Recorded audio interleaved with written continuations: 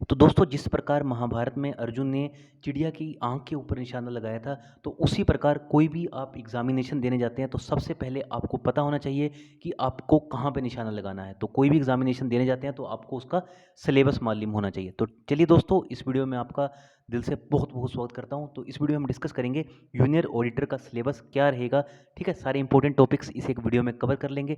Try कर लेना video को शुरू से लेके एंड तक देखने का। वीडियो अच्छी लगे तो ज़्यादा से ज़्यादा अपने दोस्तों के साथ व्हाट्सएप, फेसबुक, इंस्टाग्राम, टेलीग्राम पे शेयर कर देना। तो चलिए स्टार्ट करते हैं। सबसे पहले कौन-कौन से टॉपिक्स के ऊपर आपको फोकस रखनी है। तो सबसे पहले बात करते हैं फाइनेंशियल अकाउंटिंग, ठीक है? तो बेसिकली ये जितने भी टॉपिक्स हैं आपको पता है, जो भी ऑडिटर का एग्जामिनेशन है तो इसको कॉमर्स बैकग्राउंड वाले कैंडिडेट्स दे सकते हैं। तो बीकॉम फर्स्ट ईयर का आप कह सकते हैं ये टॉपिक है।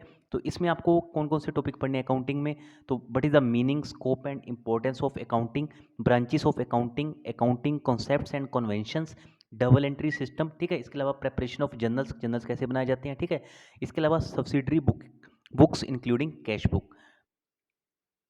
इसके बाद बात करते हैं जो भी बैलेंसेस होते हैं, ठीक है? Ledger balance, trial balance. इसके बाद preparation of final accounts of soul trader and partnership firms, distinction between capital and revenue items, depreciation method and accounting including AS6, bank reconciliation statement, ठीक है?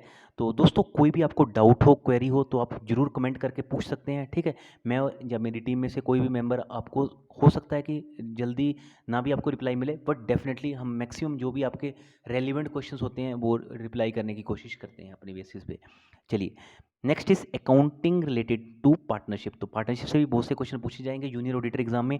तो बेसिकली इसमें रहेगा एडमिशन ऑफ पार्टनरशिप, कैसे आप partnership में आप कैसे एक आप एग्रीमेंट में आओगे, ठीक है? इसके बाद retirement and death of A partner के केस में क्या होता है, डेजोल्यूशन कब होती है पार्टनरशिप फर्म की।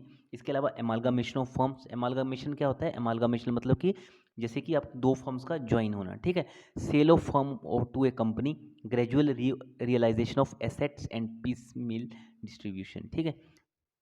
नेक्स्ट देखते हैं कंसाइनमेंट अकाउंट्स। तो इसमें बेसिकली क्या क्या रहेगा, accounting treatment including journal and ledger in the books of consignor and consignee. तो आपको मालूम होना चाहिए कंसाइनर और कंसाइनी क्या रहते हैं। Next is JV joint ventures, what are the methods of maintaining JV accounts, ठीक है? तो ये आपको मालूम होने चाहिए।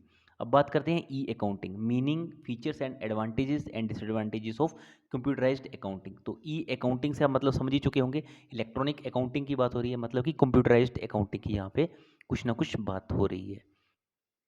Next is financial accounting package, ठीक है? तो यहाँ पे बेसिकली बात हो रही है टैली ERP 9 की, ठीक है? तो introduction, faces of implementation, configuring tally accounts management with tally ERP 9.0 package, accounting accounts including creating and altering vouchers, ठीक है? किस तरह से बाउचरिंग वगैरह आप टैली में करोगे, accounts transactions and preparing trial balances and final accounts. Next is corporate accounting as per companies act 2013। तो ये हो सकता है कि बीकॉम सेकंड ईयर में भी आपको ये टॉपिक देखने को मिले। तो इसमें basically issue for feature and reissue of shares, ठीक है? जिसमें बेसिकली शेयर्स की बात हो रही है यहाँ पे, रिडम्पशन ऑफ प्रेफरेंस शेयर को कैसे आप रिडीम करोगे, issue and redemption of debentures, issue of bonus share and right issues, under writing of shares and debentures, accounts of under writers. तो दोस्तों ये वीडियो ऐसा नहीं है कि बिल्कुल HPSSC जूनियर ऑडिटर के लिए एप्लीकेबल रहेगी, कोई भी आपका ऑडिटर एग्जाम होता है ये वीडियो आपके लिए हेल्पफुल रहने वाली है, क्योंकि कहीं ना कहीं कॉमर्स का सेक्शन तो कॉमन ही रहता है, ठीक है? कल को कहीं पंजाब का या फिर हरियाणा का या फिर किसी और स्टेट का एग्जामिनेशन हुआ तो वहाँ पे जो भी उसकी लोकल जीके के क्वेश्चन होंगे, स्टेट की जीके क्वेश्चन के वो चेंज हो जाएंगे, बट जो बेसिक आप कह सकते हो कि जहाँ पे कॉमर्स पार्ट है वो ऐसे का वैसा रहना वाला है।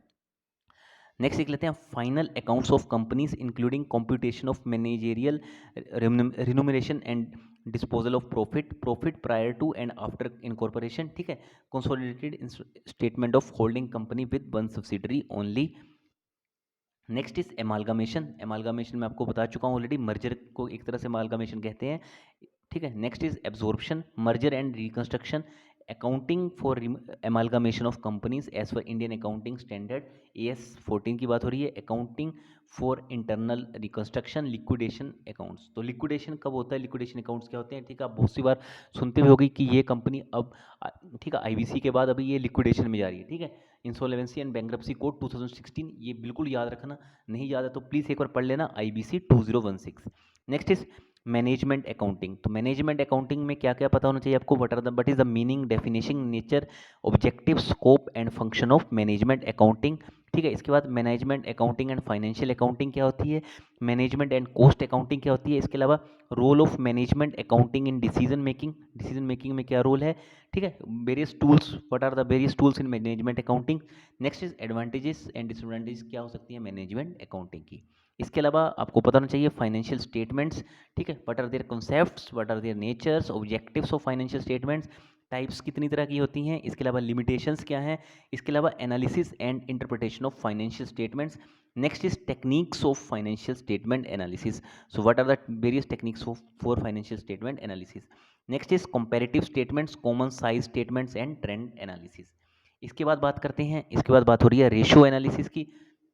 तो इसमें बेसिकली आपको पता होना चाहिए मीनिंग और सिग्निफिकेंस क्या है रेशियो एनालिसिस की, क्लासिफिकेशन एंड इंटरप्रिटेशन कैसे करोगे, ratio, liquidity ratio, turnover ratio, या फिर सोलवेंसी, या फिर प्रॉफिटेबिलिटी रेशो, ठीक है, सारी रेशोस आपको मालूम चाहिए। इसके अलावा advantages and limitations of accounting ratios, तो एडवांटेजेस क्या है, डिसएडवांटेज क्या है, वो भी आपको पता होनी चाहिए। नेक्स्ट पॉइंट पे मूव करने से पहले यही कहूँगा, अगर अभी तक भी आप इंस्टाग्राम पे नहीं जुड़े हो तो सर्च कर लीजिए स्ट्रीट स्टडी 247। टेलीग्राम पे आप जुड़ सकते हैं, सर्च कर लेना @स्ट्रीट स्टडी 247। इसके अलावा मैं क्या काम करूँगा, डिस्क्रिप्शन में आपको सबसे पहले जो भी अपना इंस्टाग्राम हैंडल है उसका लिंक शेयर कर दूंगा। तो आपको क्या करना है, जस्ट उसके ऊपर क्लिक कर देना है और डायरेक्टली आप जो हमारा टेलीग्राम चैनल है वहाँ पे जाके जुड़ जाएंगे। बहुत सी इंपॉर्टेंट इन्फॉर्मेशन है, बहुत से इंपॉर्टेंट एमसीक्यूज रहेंगे जो जूनियर ऑडिटर या फिर आपके जीके से रिलेटेड रहेंगे, जो आप इजीली वहाँ पे अटेम्प्ट कर सकते हैं, और प्रोबेबिलिटी भी बहुत हाई रहती है कि सेम के सेम क्वेश्चन आपको एग्जामिनेशन में भी देखने को मिल जाए। Fund flow analysis, what is the concepts of fund sources and uses of funds, managerial uses of fund flow analysis, ठीक है, स्टेटमेंट और चेंजिंग इन वर्किंग कैपिटल, या फिर आप कह सकते हो कैश क्रेडिट, ये सब आपको पता होना चाहिए, ठीक है। कैश फ्लो एनालिसिस, ठीक है, इंडियन अकाउंटिंग IAS की बेसिकली बात हो रही है अकाउंटिंग स्टैंडर्ड की, तो अकाउंटिंग स्टैंडर्ड 3। इसके अलावा cash flow statement, cost accounting, तो जूनियर एडिटर ऑडिटर एग्जाम के लिए ये वाला मैं कहूँगा सेक्शन बहुत ही ज़्यादा इंपॉर्टेंट है, ठीक है, कॉस्ट अकाउंटिंग वाला। तो इसमें आपको पता होना चाहिए what is the meaning of cost accounting, what are the advantages, ठीक है, लिमिटेशंस क्या है, इसके अलावा ऑब्जेक्टिव्स क्या है कॉस्ट अकाउंटिंग के, इंपॉर्टेंस क्या है cost accounting to business concern, ठीक, कोई बिजनेस फर्म के लिए क्या इंपॉर्टेंस है।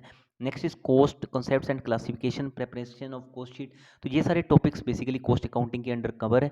इसके अलावा इसी का एक सब पार्ट है अकाउंटिंग फॉर मटेरियल, ठीक है, तो basically what are the various concepts, objectives क्या हैं।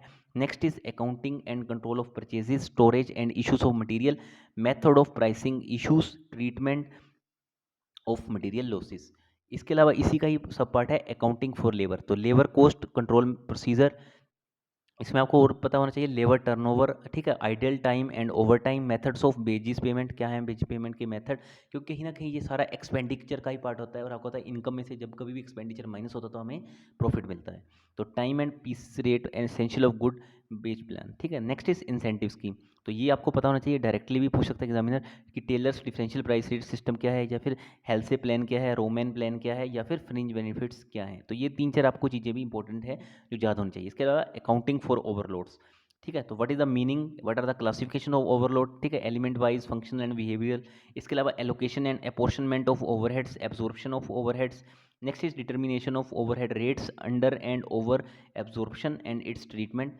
नेक्स्ट आपको बताना चाहिए treatment of special items of overhead like interest, depreciation, packing expenses, carriage expenses and machinery erection tools. इसके अलावा आपको कॉस्ट से रिलेटेड क्वेश्चन है, ठीक है, CBP एनालिसिस, इसमें बेसिकली कवर रहेंगे introduction, assumption and uses, what are the break even analysis, break even point क्या होता है, margin of safety and maintaining a desired level of profit, कैसे आप मेंटेन करोगे, क्योंकि CPP में खुद ही P का मतलब क्या है, प्रॉफिट, ठीक है, तो graphical representation of CPP relationship.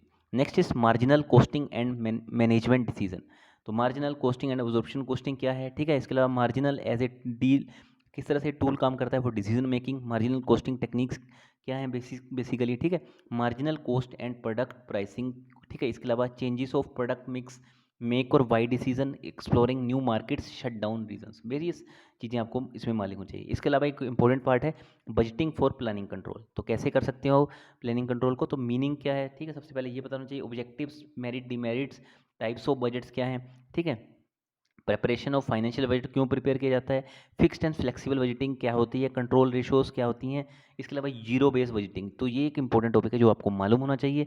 इसके अलावा परफॉर्मेंस बजटिंग क्या है, रिस्पॉन्सिबिलिटी अकाउंटिंग क्या है। लास्ट में बात करते हैं standard costing and variance analysis. तो यहाँ से क्वेश्चन हमने देखा है कि अकाउंट्स, जीओए अकाउंट्स या फिर ऑडिटर एग्जामिनेशन में पूछे जा सकते हैं। तो meaning of standard cost and standard costing, इसके अलावा एडवांटेजेस एंड एप्लीकेशन, इसके अलावा वेरिएंस एनालिसिस, इसके अलावा मटेरियल, लेबर एंड ओवरहेड, जो भी बेसिकली टू वे एनालिसिस होते हैं, तो उसकी यहाँ पे कहीं ना कहीं बात हो रही है।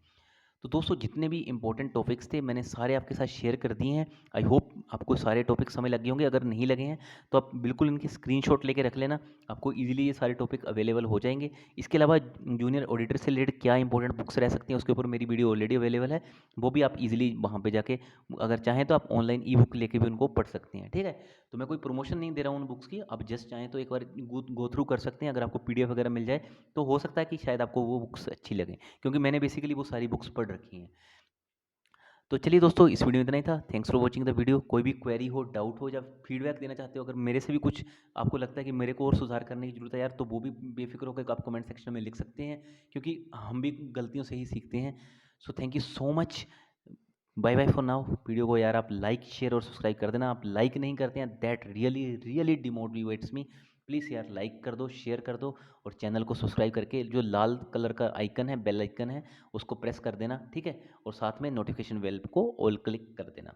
सो थैंक यू सो मच। जल्दी से जुड़ जाओ टेलीग्राम और इंस्टाग्राम पे फॉर एवरी वीडियो अपडेट। और मैं यही कहूँगा, टेलीग्राम पे तो आपको बहुत ज़्यादा फ़ायदा होने वाला है, क्योंकि वहाँ पे आपको बहुत से एमसीक्यूज़ और इंपॉर्टेंट चीज़ें जो मैं हो सकता है कि आपको यूट्यूब में वीडियो बना के ना शेयर कर पाऊँ, मैं इंस्टाग्राम पे या फिर जो अपना टेलीग्राम हैंडल है वहाँ पे तो मैं रेगुलरली अपडेट देता रहता हूँ। So thank you so much, bye bye for now, and as always God bless you all.